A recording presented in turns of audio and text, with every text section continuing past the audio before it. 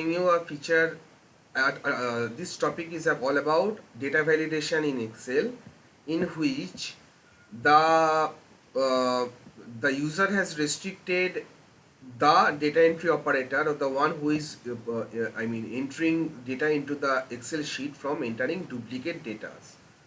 So SS003, this is the employment ID, and if he again tries to enter a duplicate value to the same, to the table, he will be getting this error alert that you cannot enter duplicate data in this range of column. How we can achieve this particular cell restriction, or this data validation, how you can achieve it, I'll be showing you from the scratch.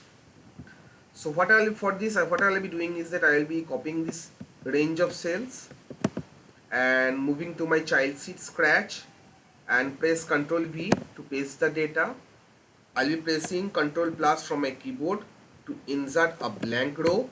I'll be giving EMP ID. After that, I will be selecting this whole of the range of data. I'll be going to Home, Format Painter, and applying that particular cell. Formatting. And for this data entry, for this particular data validation, I need to enter at least one employment ID, which is suppose SS0 or SS1, maybe T. Fine. Now what I'll be doing is that I'll be I'll be going to the data tab, from there data validation, and from this any value I'll be selecting custom, and the formula is something like it will be count if it would count within this range of cells, and this range of cells should be fixed. That means F function key F4 from the keyboard to make it fixed. Then I will be selecting this.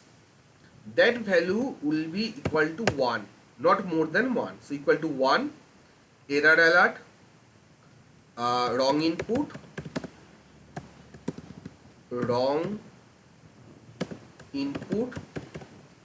and the error alert is you cannot enter duplicate values in this range of, in this column, not range, duplicate values in this column. Then press OK. Fine. Now let me try to SS1D. It's not taking. Fine.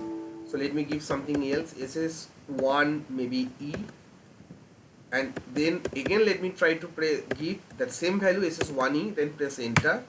See, so this is how you can achieve cell restriction restrict the user from entering duplicate values in a particular range of cell. So that's all for this topic. So before ending this video, I would like to, I faced some difficulties, and I would like to discuss you about all those things. So what you need to do is that this is the range of data which I had earlier with me. You have to first enter at least one employment ID. Fine. Then select this whole range of cells. Over this some data validation would be applied. So after selecting this range of cell, you will be going to data validation, and from the data validation go to setting and apply this formula. If this formula is not visible, let me open up magnifier and let me show it to you.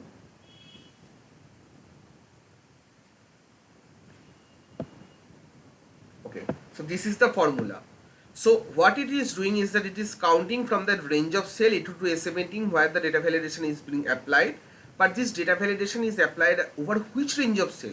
So first of all, you need to select those range of cells. After that, go to data validation, and there you have to write this formula, count if, then again select that range of cell, comma, then press just click on the first cell, that is the second row of the data, that is employment ID which it has, and its value should be equal to 1. So no duplicate data entry should be present in that value, in that particular range of cell.